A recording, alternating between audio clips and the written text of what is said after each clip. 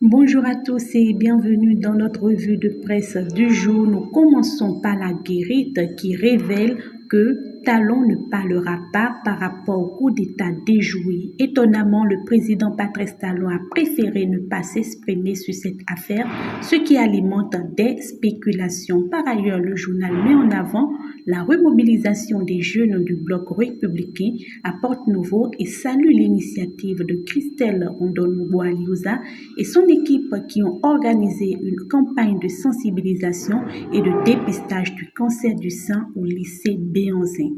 Côté sécurité, c'est un deuil au sein de la police républicaine que nous rapporte le Grand Matin avec la disparition du chef de la brigade criminelle. Dans un hommage, le journal évoque aussi la mort récente de François Kouyami, ancien GI, qui sera inhumé le 7 novembre prochain en France. Dans l'actualité politique, les regards se tournent vers Louis Béounou Flavonou, élu vice-président de la COSPAL lors d'une rencontre à Accra, une nouvelle rapportée par le Télégramme et le Grand Matin. Un autre titre notable en politique est celui de Dynamisme Info qui évoque les défis des démocrates pour l'alternance en 2026 en vue des prochaines élections générales. Une élection qui mobilise déjà les partis, comme le souligne également Infomatin dans son édition.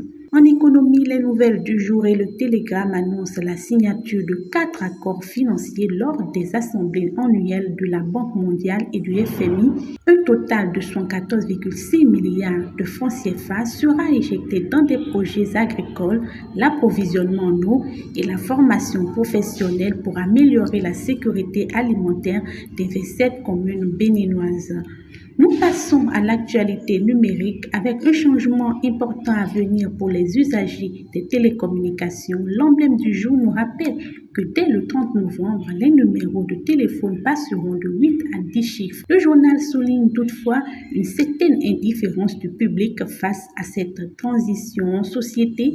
Le thème de la gestion des déchets est de retour. Le matinal nous apprend que la gratuité pour la collecte des ordures sera bientôt remplacée par un système payant pour les ménages, une mesure qui pourrait impacter les habitudes des citoyens. Par ailleurs, la campagne de régularisation des immatriculations se poursuit avec le potentiel qui annonce un moratoire de 3 mois pour retirer les titres d'immatriculation auprès de l'Agence nationale des transports terrestres. Le Béninois libéré s'intéresse de son côté à une vive polémique entre jeunes de Parakou divisés au sujet du différend entre Batoko et Gbadamassi. Le journal souligne le rôle négatif de l'alcool et de la drogue dans ce conflit qui alimente les tensions locales. Sur le plan culturel, la foire itinérante du Bénin a pris ses quartiers à Djougou. Le matinal rapporte que l'événement a été inauguré par le maire Yaya Idrissou